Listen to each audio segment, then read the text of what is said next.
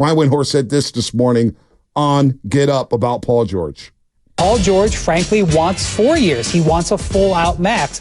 And there are a number of teams out there, I am told, that are prepared to give it to him, who are prepared to trade for him. One of those teams potentially is up the coast in Golden State. Golden State is big fish hunting. Remember, last trade deadline, they put a call in about LeBron James. They are sniffing around big deals. If Paul George is willing to leave, they would like to be an option for him.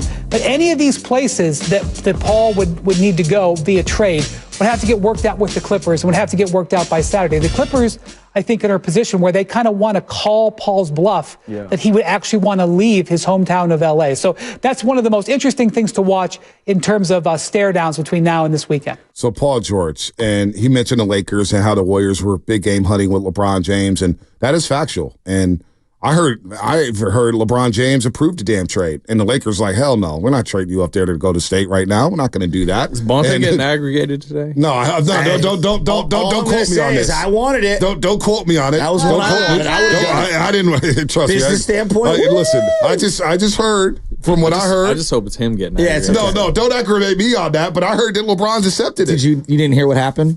Bonte just got new representation. Clutch. Ooh. Yeah, he's going to be on the JJ pod. Boy. Hi, I'm Bonte Hill, and your new Laker coach, JJ Redick. What is it? The three guys in what is it? What is the podcast? A weird name. Old man and the three. Well, it's kind of weird. Kind of weird name. He's not going to podcast anymore. We know nothing about weird names. But to that point, LeBron James and the Lakers, the Warriors did look after it, and I heard Clay was going to be part of the deal, but it didn't happen or whatnot. Slater kind of hinted at it. He hinted at it. Don't quote me on that. Don't put that out there. Do not put that out there. There's a difference between hinting and saying. I've learned it over the years. So anyway, Paul George. Yeah. Your thoughts, Anthony? He's appealing for a few reasons. Number one, he's Paul George, right? He's very good. But two, like you saw the price tag for Mikal Bridges. Well, part of the reason it was so high is because Mikal Bridges has, 2-3 years left on his deal, right? He's not, he's locked into his team. Paul George is not locked into the Clippers. He can leave the Clippers this weekend, essentially. Whereas, so that makes the trade price much lower because Paul George has an insane amount of leverage in this situation. He can decide where he wants to go. Now, the Clippers have to play ball if he wants to go to a place that doesn't have cap space, right? He could just go, hey, I'm going to Philly, and you're getting absolutely nothing. Yeah. But if he wants to go to the Warriors, theoretically, he could tell the Clippers, hey, I'm opt in and trade me to the Warriors before my deadline. Let's agree to that, or I will leave anyways.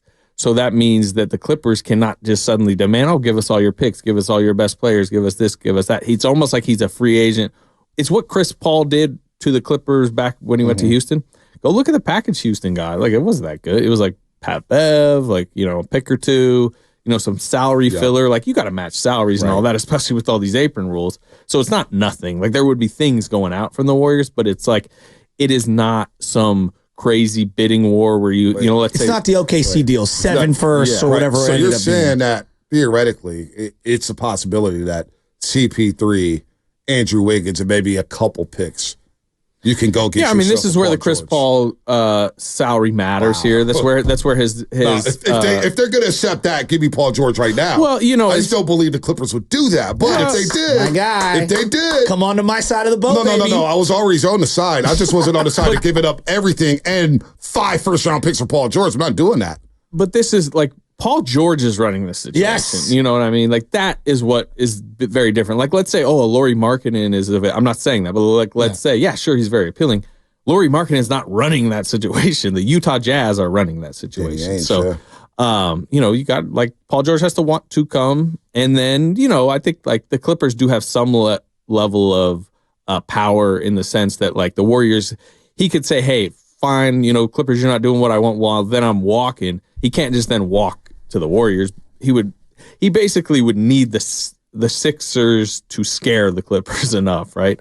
Or another cap space team, because part of what's going on right now is he's trying to get his full max. Right. Yeah, he's posturing. But you can only have, my understanding is you can only have 5 years on a contract in the NBA currently. So the maximum you can have under the new CBA is 5 years. So if he opts in, a 4-year extension would give him the total of 5 years on his deal. Am I reading this? Yeah, and again, right? We're getting. I know. I've done all my studying. I believe his opt-in and max is for like $220. Yeah, it's a little over $50 a year, and these numbers are going crazy. No, I know they are. Yeah, but that's not the question. It's monopoly money. It's all monopoly money. Would the Clippers do that though? Would they want to do business with the Warriors? Would Kuminga have to be a part of that deal? Is the question that I have. No, I mean I'm not saying we're not at the stage, at least from my understanding, it's not at the stage that they're, you're talking about who, what would get it done. But like there is a lack of leverage that the Clippers have.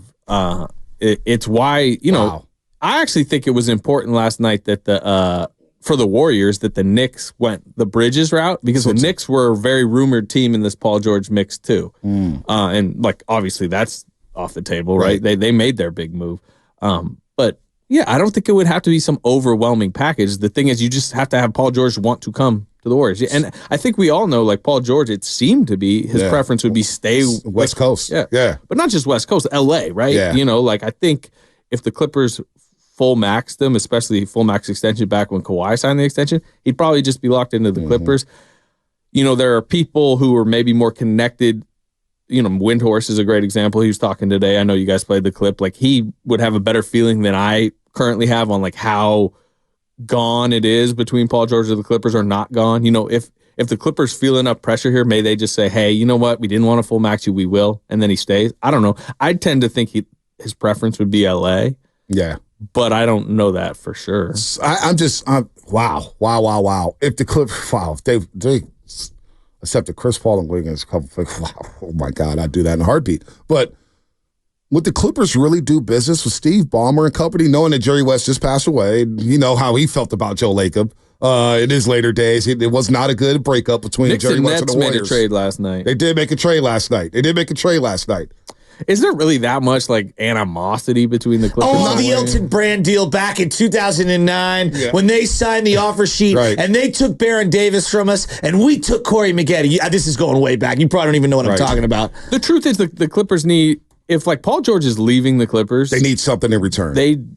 It's better than nothing, right? Yeah. Especially given where they are financially. Yes, he could tell them nothing. Now, like that does make some of these salaries like a little bit more unpalatable for the Clippers. Like, they don't want to necessarily take on big money, but I guess part of the appeal of Chris Paul is like, it's an expiring. It's 1 year, it's 30, it's expiring though. And there's ways for them to pivot. We'll see, but that is James why Harden over Paul George, unbelievable. I'm not sure they're picking. But Paul George is picking. Paul George is picking. Yeah, I think Paul George. That's what I the fact they're gonna end up with James Harden and Kawhi. But it's either you get nothing. No, I know, I understand that. I understand. By the way, there's a chance if Paul leaves, like maybe they just pivot off Harden and like they have to reset. Like there's a lot going on, but that could open up a potential Klay Thompson landing spot, and what I mean. With the Clippers, like, if he goes back home to LA. Again, I'm just this is such a spitball time of year. I don't want it to come out. Yeah, no doubt. You are reporting that exclusively here on 95.7 Game. Now with Sacramento, if the price is lowered, with the Kings want to get in on the mix. I know. Yeah, Sacramento, we've reported. I'm never talking Warriors, but I mean, come on, there's another team you may have to compete with. That's all I'm saying. Oh yeah, no, I might if be the up price a is gold down, one tonight. who would be asking? Yeah. Paul George is hitting up Slater. So what do you think of the G1 Center? The Kings are very active right now. They were really close to getting Alex Caruso last week for the 13th pick. The 13th pick is on the table. You should read about that in The Athletic. We reported. Yeah, I know you did. I don't click on Kings content though. This was spicy Kings. It's really good content. And as I think the point that Bonte's trying to make is like all of it intertwines right now. No, I hear in you. The league. Yeah. Again, like connectivity. You may not think the Knicks Nets trade matter to the Warriors, but for various reasons, I think it kind of does. Well, and I'm glad you brought that up because hey, Shasky, real quick, PG did play in Oklahoma City and Indiana. He loves small markets. He's accustomed to that. Sure, I just no problem with this. This isn't Kings talk, so I don't care about the Kings. But here's what I would say to you. So you're asking about connectivity. When I'm reading the articles about the long form articles about the Bridges trade, the thing that stuck out to me was Memphis was involved and Utah was involved. And I said, well, then that probably means they're building around Lauri Markkanen, not trading Lauri Markkanen, though is that up in the air as well? What's going on there? Yeah, again, everything's up in the air. Danny Ainge is pretty like tight, holds it pretty tight to the vest, a little bit like Oklahoma City in a sense. Like, did you see Giddey for Caruso coming last week? I saw Giddey going after that playoffs. It just felt like he was the odd man out. For sure, but there wasn't any. Agreed. I had no idea Chicago's in the mix. Nah, yeah, I didn't know a Chicago. lot of the there's so much conversation around this time of year, and teams may want to do one thing and then may decide they have to pivot to the other. I don't know. Like, if Markkanen is to be traded, it would, in my opinion, be a ridiculous haul, right? Considering the contract he's on, what he's become as a player. I couldn't imagine, if we're just talking Warriors, like, I'm not like they would certainly be interested. That would be the type of deal where like a lot of the assets, as in Kuminga. I would imagine. Yeah, I would imagine if you're Utah, and you're Danny Ainge too. Yeah. Danny Ainge is a stickler for picks, and he's gonna hold out. So let's just look at like the Thunder as an example. What do the Thunder need? Right, they need like a kind of a taller, bigger shooter who can rebound a little bit, can help protect the lane with Chet Holmgren, but can kind of keep their flowing offense going. They have enough space and money to be maneuverable. Like, is Lauri Markkanen not perfect for that? Like, final piece in Oklahoma City? Oh, no. Right? I think a lot of guys fit well in Oklahoma City. But for sure. Your point is well taken. So that's point number one. Point number two is, imagine the trade package that the Thunder they would have a tremendous package. I mean, they have Isaiah Joe, who they can opt into $3 more million. Isaiah Joe is like the little Hershey's Kiss on the top. I'm just saying, they have a player like that who's just a shooter, a raw shooter. Cason Wallace. Yeah, they've got a lot of pieces. He did play well. The other Jalen Williams, if they wanted to move off him. Arkansas Jalen Williams. They have every first round pick imaginable. Right. Yeah. Well, they have the Warriors don't have 9 picks, 9 guaranteed first round picks over the next 6 years. They could be up to like 14 or 15. They have the 12th pick tonight. Wow. So this draft feels like an afterthought, though. It does, but there's going to be a lot of movement possibly. There's the one thing is, like, there's enough like player. There's like, you don't want the first pick in this draft. It's like really bad. Atlanta. Yeah, I know. Terrible year for that. But it's basically, as you get closer and you study this draft a little bit more, I mean, what people say is like, this is a draft that basically starts like it's starting at the 7th pick. But after that, it's like still a bunch of, possible rotation players. And if you just get I know the Kings are dealing with it tonight. They got the 13th pick. I think if it gets to 13, and theoretically, let's say the Wizards really like somebody that's fallen to 13, it's theoretically possible they could flip 13 to Washington for Kuzma, with some filler. Because there's a lot of guys that I think these front offices, depending on who falls, who doesn't, will believe, that I do like that guy. That guy we had 4th on the board and he's 13th. Zach Edey, I think there's probably front offices out there that think Zach Edey's like a starting center in this league, and he's probably going to be available late lottery. Bronny?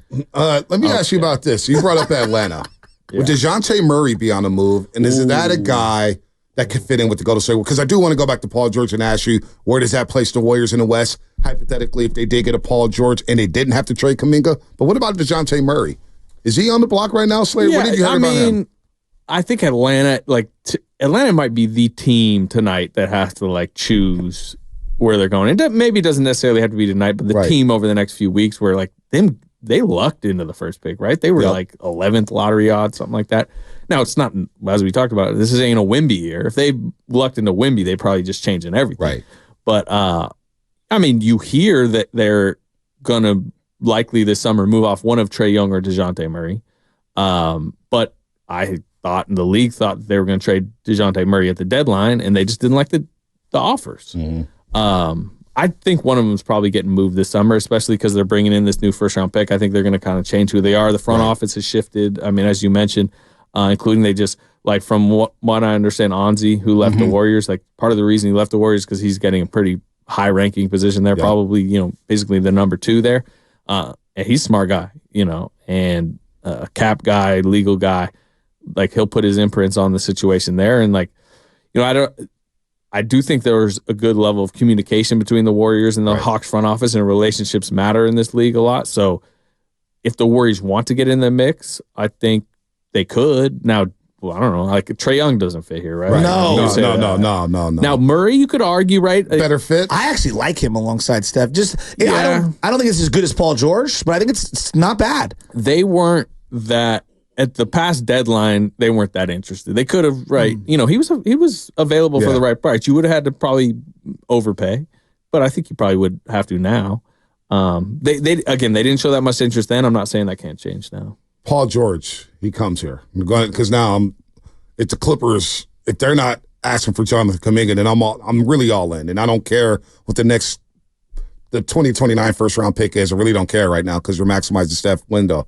But where does that where does that place the Warriors in the Western Conference with just a Paul George? And I know you got to fill out the roster. You got to get other big. What are you going to do with Looney? Dre, are you going to keep GP2? Are you going to have TJD around? I don't know what the rest of the roster looks like, but does Paul George, does he add 7 wins to the Warriors win total? They won 46 last year. I think just not screwing up at the end of the game should add a few wins. His IQ is good.